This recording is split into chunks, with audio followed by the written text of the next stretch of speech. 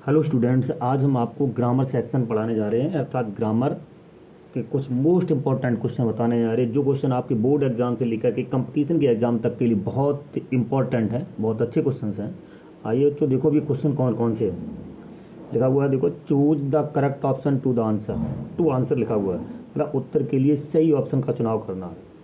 पहला क्वेश्चन देखिए बेटा, क्या one who eats human flesh, कहने का मतलब इसका वन वर्ड बताना है। इसका अर्थ होता है बेटा जो मानव का मांस खाता है।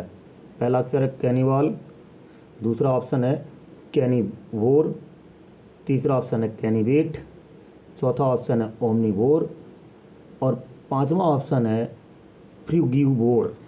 तो बेटा कैनिवल माने नरभक्षी, तो यही आपका आंसर है कैनिवल। कैनिवल माने होता है नरभक्षी जो मानव को खाता है। और कार्निवोर मीन्स होता है बेटा मांसाहारी। कैमनीवेट कोई अर्थ नहीं है इसका, मतलब ये ऐसे ही बनावटी रूप में रख दिया गया आंसर। और ओमनीवोर माने होता है सर्वाहारी। और फ्रूगिवोर मीन्स होता है फलहारी, जो फल को खाता है। अगला क्वेश्चन देखिए बेटा, a disease which spreaded by contact, वह बीमारी जो छुआछूत से फैलती है उसको क्या कहते हैं। पहला ऑप्शन दिया है इन्फेक्टियस, दूसरा लिखा कैंटाजियस, थर्ड ऑप्शन दे दिया गया कोरोना और फोर्थ ऑप्शन दे दिया पैनासिया। तो बेटा इन्फेक्टियस यही आपका आंसर है, जिसका मतलब होता है संक्रामक, अर्थात स्पर्श करने से, छुआछूत से, कहने का मतलब संपर्क माने से फैलने वाली बीमारी, अर्थात जिसको इन्फेक्टियस कहते हैं। कैंटाजियस का मतलब भी यही होता है बेटा, अर्थात ऑप्शन आपका राइट ऑप्शन इन्फेक्टियस ही माना जाएगा। कोरोना ये बीमारी का नाम है जो आपका 2020 अर्थात 2020 में आई है। पैनासिया ये आप एक मेडिसिन का नाम है, दवा का नाम है। तो बेटा आपका ए disease which spread by contact, जिसका आंसर होगा infectious. Next question, select right meaning of the idiomatic phase. जो इडियोमिक आइडियोमेटिक फेज या इडियम फेज दिया हुआ उसका आपको सही आंसर छांटना है। आपका देखो इडियम्स क्या दिया हुआ है, ऑल एंड सन्ड्री, इसका आपका सही अर्थ वाला ऑप्शन छांटना है। पहला ऑप्शन है without any partiality, next option है शोबिंग पार्शियलिटी, थर्ड ऑप्शन है कॉमन पीपुल, फोर्थ ऑप्शन है आपका हाई एंड लो।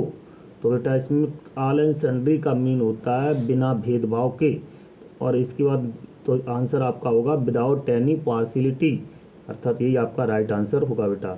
शोबिंग पार्शियलिटी माने पक्षपात प्रदर्शित करना, कॉमन पीपल माने सामान्य लोग, हाई एंड लो माने उतार चढ़ाव। नेक्स्ट क्वेश्चन देखो, ब्लैक एंड वाइट, इस ईडियम का भी आपको अर्थ बताना बेटा। तो पहला ऑप्शन में लिखा है इन रिटेन, दूसरा option colour in opposite, third option है बेडली, फोर्थ ऑप्शन है ओरली। अर्थात ब्लैक एंड वाइट माने होता लिखित में, ब्लैक एंड वाइट मीन्स होता लिखित में,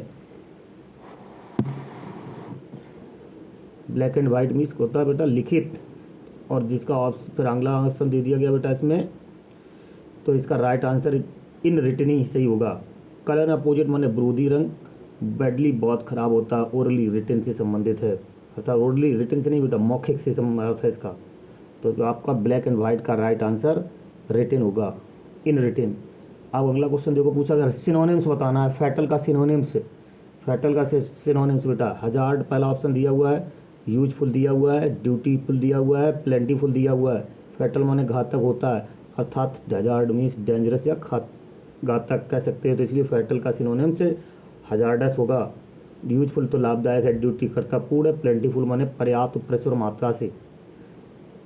नेक्स्ट क्वेश्चन बेटा, करप्ट का भी सिनोनिम बताना बेटा। करप्ट जिस पहला ऑप्शन है scandalous, stainless, powerful, harmful, powerful और हार्मफुल। तो बेटा पावरफुल और अब अर्थात स्कैंडलस का अर्थ, इसका मतलब करप्ट का भी आंसर आपका स्कैंडलस होगा बेटा, जिसका मतलब है लज्जापूर्ण कार्य, अर्थात कहने को मतलब भ्रष्ट काम करना, स्कैंडलस आंसर होगा आपका। नेक्स्ट क्वेश्चन है एंटोनिम्स पूछ दिया गया बेटा। एंटोनिम किसका पूछा गया, एम्पल का। एम्पल का एंटोनिम पूछा गया, एम्पल माने पर्याप्त होता है, तो इसका आंसर मीगर कम, इसका आंसर राइट आंसर होगा मीगर। अर्थात सफिशिएंट माने पर्याप्त होता है, टू मच माने अधिक होता है, इनफ माने पर्याप्त होता है, अर्थात इसका मतलब एम्पल का अपोजिट मीगर होगा।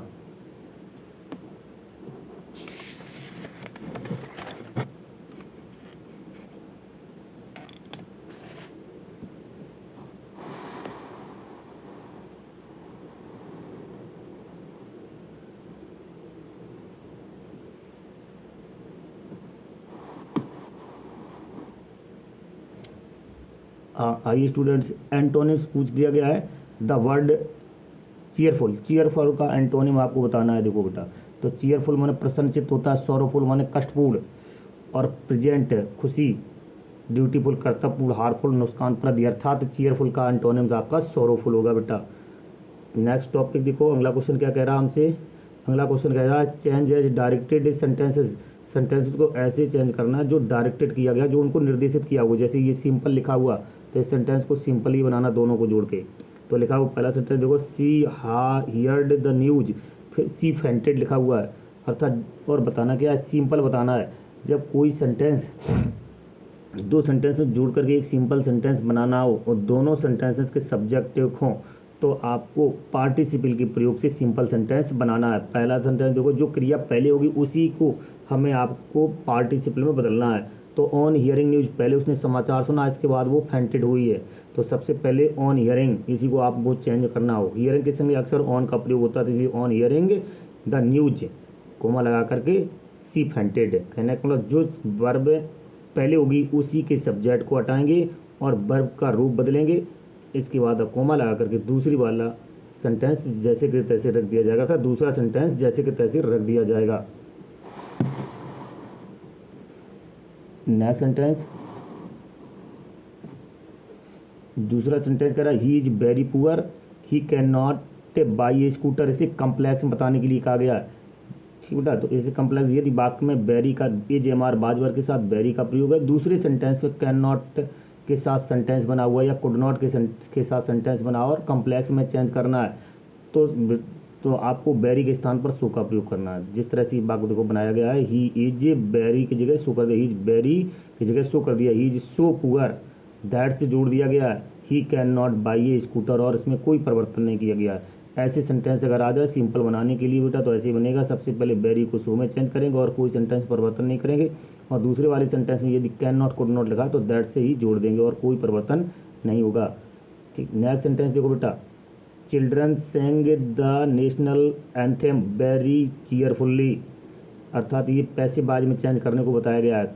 तो सबसे पहले हमें वाक्य को पढ़ना है, सेंटेंस को पढ़ना और पहचानना ये किस सेंटेंस का वाक्य है। सेंटेंस को पढ़ने से पता चल गया ये मेरा पास्ट इंडेफिनिट टेंस का सेंटेंस है। कैसे पहचाना, इसमें वर्ब की सेकंड फॉर्म लगी है। अब हमें क्या बदलना है, इसको पैसिव-बाज में बदलना है।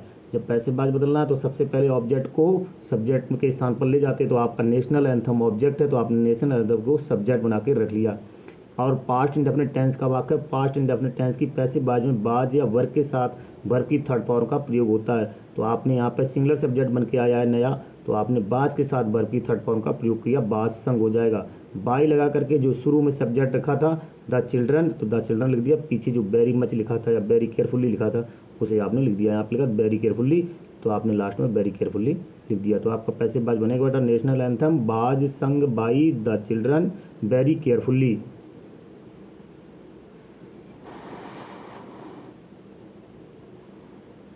नेक्स्ट सेंटेंस देखो बेटा, अगला सेंटेंस है आपका, her younger brother is not so intelligent as she is. इसे काहे में चेंज करना है, कंपैरेटिव में चेंज करना है बेटा, इसे कंपैरेटिव में चेंज करना है।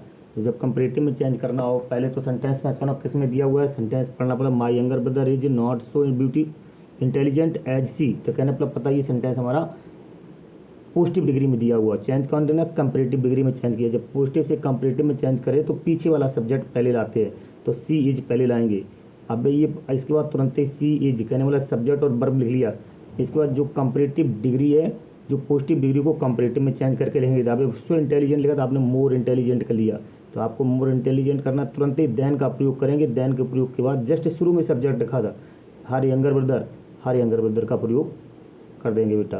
तो इस तरह से ये सेंटेंस है, कोई भी सेंटेंस आता है और पॉजिटिव डिग्री में दिया है, कंपैरेटिव में चेंज करना है, तो पीछे वाला सब्जेक्ट पहले लाएंगे, तुरंत ही वर्ब लाएंगे, इसके बाद पॉजिटिव डिग्री को कंपैरेटिव रूप में बदलेंगे, इसके बाद देन का प्रयोग करेंगे, जो शुरू में सब्जेक्ट रखा उसको रख देंगे।